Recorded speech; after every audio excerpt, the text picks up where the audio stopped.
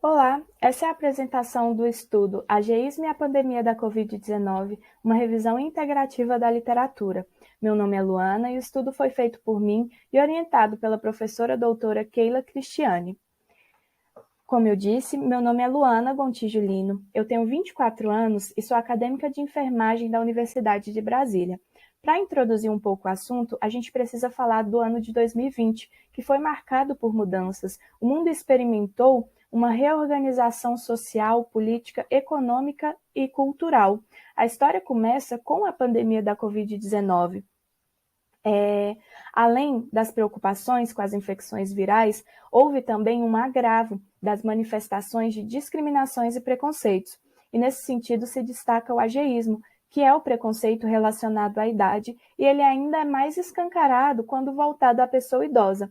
De fato, a Covid-19 exacerbou as manifestações ageístas, mas esse não é um processo novo. Ele sempre esteve ligado à ideia de que o envelhecimento é um processo homogêneo e traz à tona estereótipos de que o idoso é um indivíduo frágil, dependente e vulnerável.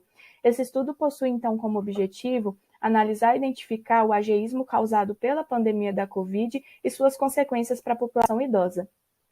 Trata-se de uma revisão integrativa em 6 etapas, ocorridas nas plataformas PubMed, Medline, Lilacs e Cielo. Foram utilizados descritores retirados da Biblioteca Virtual de Saúde, BVS, combinados com os operadores booleanos AND e OR. Bom, os critérios de inclusão. Foram aqueles estudos cujo ageísmo era o objeto de estudo no contexto da pandemia da Covid-19, possuíam a representação das pessoas idosas como 60 anos ou mais, possuíam um método e estavam disponíveis gratuitamente. Além disso, algumas publicações que continham análise do tema em recursos midiáticos também foram aceitas. Foram encontradas inicialmente 140 publicações, mas só 15 foram incluídas. A maior parte estava em inglês, com apenas um estudo em espanhol, e não foram encontrados estudos em português.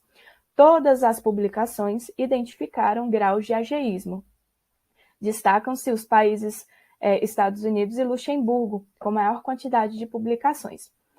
Também foram encontradas representações positivas da pessoa idosa, porém em bem menor quantidade. Os resultados dessa revisão mostram que o ageísmo esteve presente de várias formas na vida dos idosos. Ele está presente nas redes midiáticas, discursos e políticas públicas e até mesmo dentro da família. A visão do envelhecimento como um processo de perdas e vulnerabilidade pode ser considerado um elemento base na formação de discursos ageístas. De fato, ele pode estar tão presente na sociedade que, por vezes, é internalizado pela própria pessoa idosa. Alguns estudos trouxeram a visão de que alguns idosos consideram suas vidas como menos valiosas do que aquelas vidas mais jovens. O isolamento social também foi um ponto muito abordado nos estudos. Alguns idosos elencaram esse processo como sendo mais difícil de enfrentar do que o próprio ageísmo. Ele se torna, então, um grande risco para a saúde dessa população e pode ter sido desencadeador de consequências graves na saúde mental dos idosos nesse período. Outro tema relevante foram as políticas públicas em resposta à Covid-19. Algumas delas, por todo o mundo, como exemplo da Itália, França, incluindo o Brasil, colocaram a idade cronológica como um critério principal na elaboração de suas argumentações, como é o caso de políticas públicas sobre recursos escassos de saúde ou algumas políticas de isolamento. Esse fato traz à tona alguns aspectos éticos e legais em discussão. Como foi dito, o ageísmo pode estar presente de forma explícita ou violenta, ou de forma sutil, sob um discurso de proteção.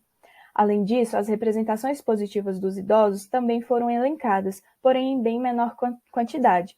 Nesse sentido, destaca-se a importância do papel dos especialistas e profissionais na elaboração de ainda mais estudos sobre esse tema, a fim de ganharem espaço e mitigarem as ações ageístas, né?